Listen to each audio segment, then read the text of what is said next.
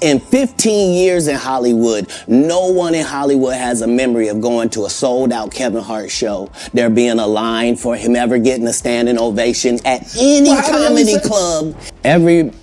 For a 5-year period, every single movie that Kevin Hart did was a movie that had been on my desk, that all I had said was, just, can we take some of this step and fetch it shit out?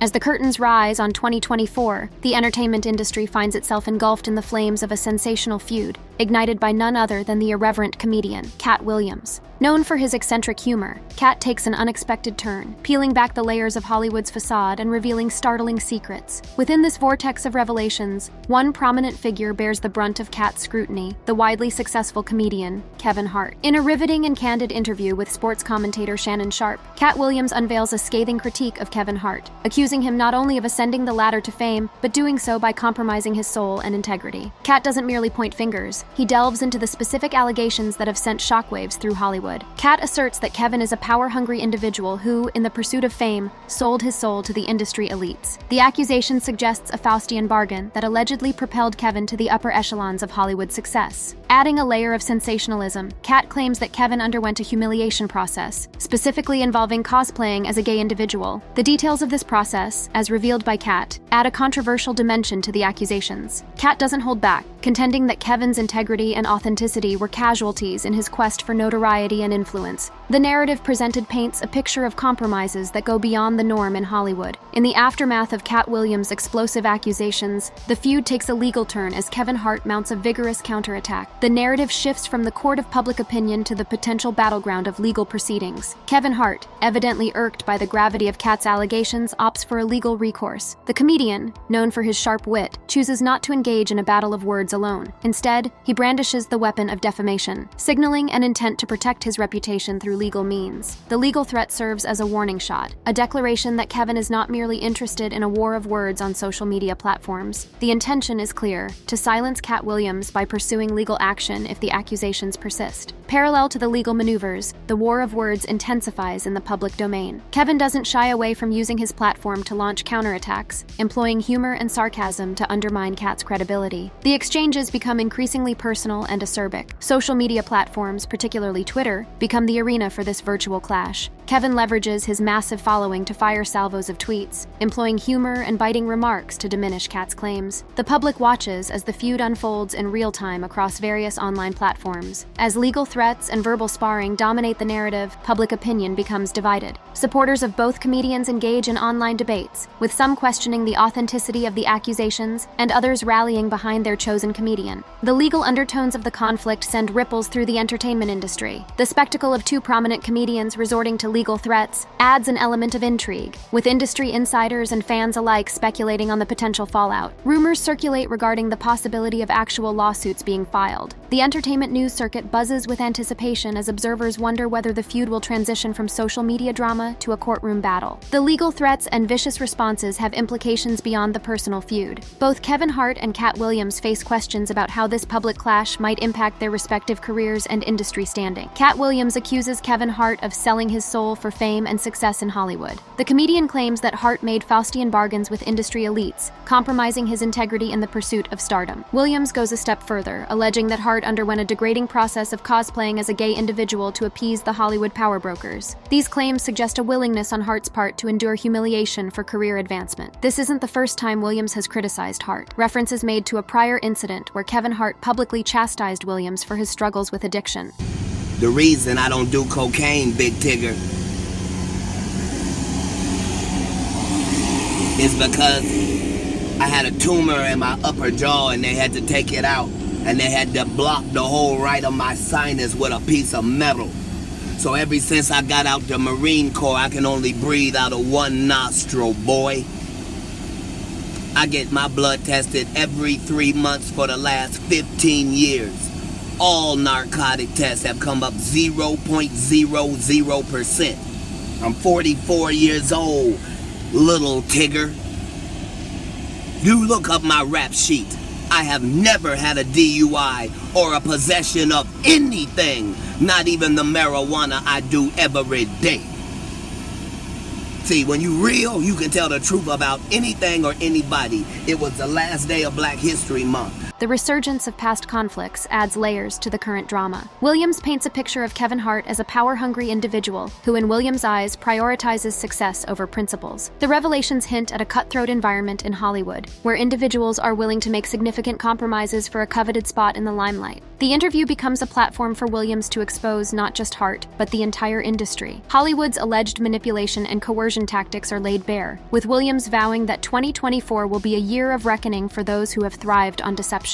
Williams, aware of the potential backlash, stands firm in his revelations. He declares that lies will be exposed and challenges anyone misinterpreting his words to reflect on their own understanding of the industry's darker truths. The explosive interview triggers a social media storm, with fans and critics alike dissecting Williams' claims. The unexpected departure from Williams' usual comedic demeanor amplifies the impact of his revelations, leading to widespread discussions. Referencing the long-standing controversy about Black comedians being pressured to wear dresses for roles, Williams ties it to Hart's career trajectory. He suggests that Hart, like others before him, succumbed to industry pressures, using an SNL sketch as an example. Williams finds support in Dave Chappelle's past statements about the industry's attempts to make Black comedians wear dresses. I mean, I'm a conspiracy theorist to a degree. Like, when I connect dots that maybe shouldn't be connected, I don't know. But certain dots, like when I see that they put every Black man in the movies in a dress at some point in their career, I'll be connecting them down like, wow, these brothers gotta wear a dress. This happened to me. I'm doing a movie with Martin. Yeah. The movie's going good. So I walk in the trailer. I'm like, man, this must be the wrong trailer because there's a dress in here. They come in. The writer comes in. I think he's the writer. He's like, Dave, listen, we got this hilarious scene where Martin's sneaking out of jail. So he disguises you as a prostitute. And he put this dress on, and what? A prostitute? Nah, I'm not doing that. I don't feel comfortable with that. That should have been in the discussion. What? You don't feel comfortable with it? I mean, it's a hilarious bit. All the greats have done it. So, well, if all the greats have done it, it's kind of hacky, right? You're right. So why don't we just not do it? Because I don't feel comfortable wearing a dress. Oh, come on, Dave, listen, we got it all set up. We're supposed to shoot. Every minute you waste costs this much money. You know, the pressure comes in. He said, I'm not wearing no dress, man. I'm funnier than a dress. Just give me something funny to say. I don't need to wear no dress to be funny. What am I, Milton Berle? You know, we're going like this.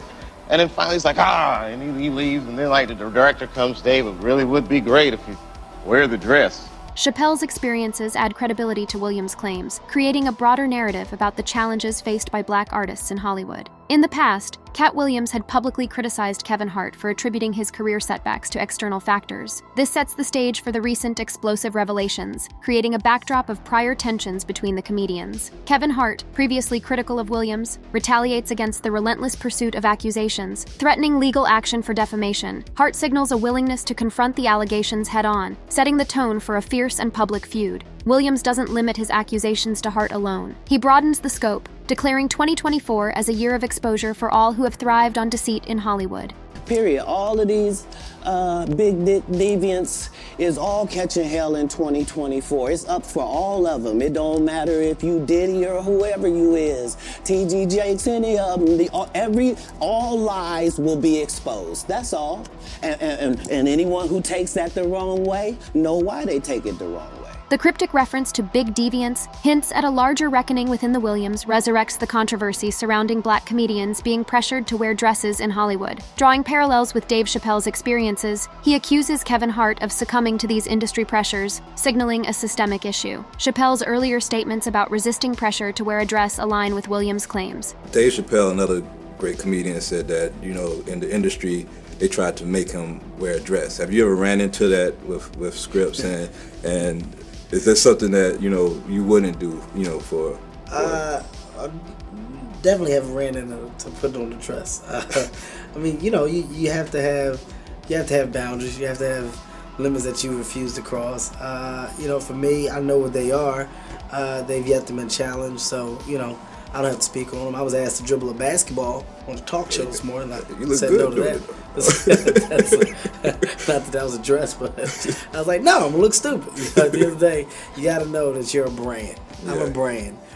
you need to protect your brand at all times. This connection strengthens the narrative of influential figures in Hollywood, imposing compromising situations on Black comedians for career advancement. The timeline of Hart's Hollywood ascent is scrutinized, especially his rapid progression within the industry. Williams insinuates that such meteoric success could only be possible through alliances with influential elites, sparking discussions about the price of fame. I'm saying, at the end of the day, Kevin doesn't have to worry about what people are going to say about him wearing a dress because of the long line of dress-wearing people before him. So now we had Big Mama's house 1, 2, and 3. Yeah. I've never seen Medea in a pantsuit. I think she wears dresses. So now I'm saying, why are we picking on poor little Kevin Hart?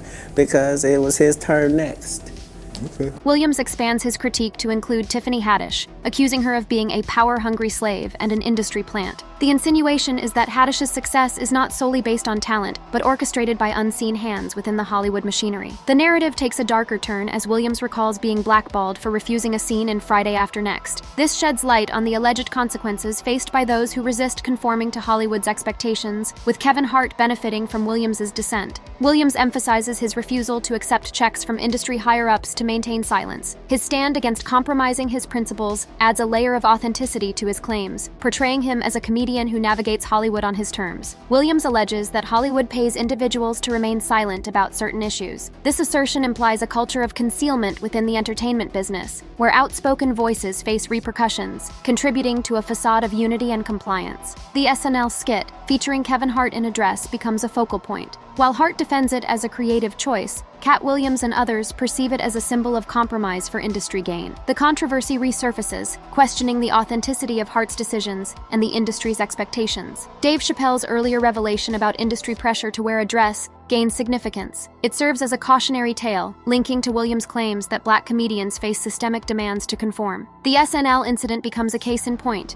mirroring Chappelle's past resistance. Williams questions the expeditious rise of Kevin Hart in Hollywood. The scrutiny implies suspicions of external interventions, prompting discussions about whether Hart's success is solely merit-based or if unseen forces played a role in fast-tracking his career. The notion of Kevin Hart making deals with industry elites for career advancement gains traction. Williams suggests that Hart's success is not merely a result of talent and hard work, but involves strategic alliances and compromises that raise ethical concerns within the entertainment landscape. The timing of Hart's career milestones, such as his sitcom and leading role in Soul Plane, is highlighted. Williams argues that such swift progress is unconventional, sparking industry speculations about the behind-the-scenes dealings that might have propelled Hart into the spotlight. In a no-holds-barred exchange on The Breakfast Club, Kevin Hart retaliates, labeling Katt Williams a failure. Hart attributes Williams' career setbacks to his own choices, particularly his struggles with substance abuse. The confrontation takes a personal turn as Hart questions Williams' work ethic and commitment. Hart emphasizes the importance of taking responsibility for one's actions in the industry. He accuses Williams of blaming external factors, such as Hollywood and systemic issues, for his career downturn, instead of acknowledging personal lapses that led to missed opportunities. The feud extends to include Tiffany Haddish, with Hart defending her against Williams' allegations of being a power-hungry slave. Hart questions Williams' track record in uplifting fellow comedians, highlighting his own efforts in supporting and promoting emerging talents. Kevin Hart challenges Katt Williams' leadership in the comedy industry, asserting that Williams failed to uplift those under his wing. Hart contrasts this with his own approach, suggesting that he actively supports and provides opportunities for emerging comedians. Williams takes to social media to refute Hart's claims of being a crackhead, asserting that he was making millions while keeping his integrity intact. The exchange intensifies as personal attacks and counterattacks escalate, captivating the public's attention. The Breakfast Club confrontation becomes a symbolic clash between two comedy heavyweights. The contrasting narratives about success, responsibility, and authenticity in the entertainment industry create a riveting spectacle that resonates beyond the realm of comedy. The public reacts to the confrontation, with fans and observers taking sides in the feud. Speculation about the authenticity of success in Hollywood becomes a focal point of discussion, raising questions about the price of fame and the compromises